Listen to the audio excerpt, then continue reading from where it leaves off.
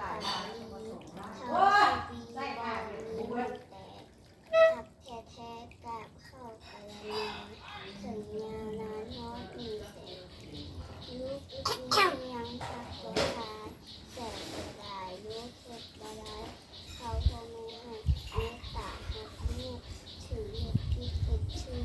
พ่อแม่ก็ฮักทันความรักเมตตายังอยู่สิ่งทั้งปวงได้อาจจะได้ในนี้ได้หลายนายเดือนใจดีน้อยเดือนนี้ทักอุปการีคนดีตลอด โอ้ยจริงด้วย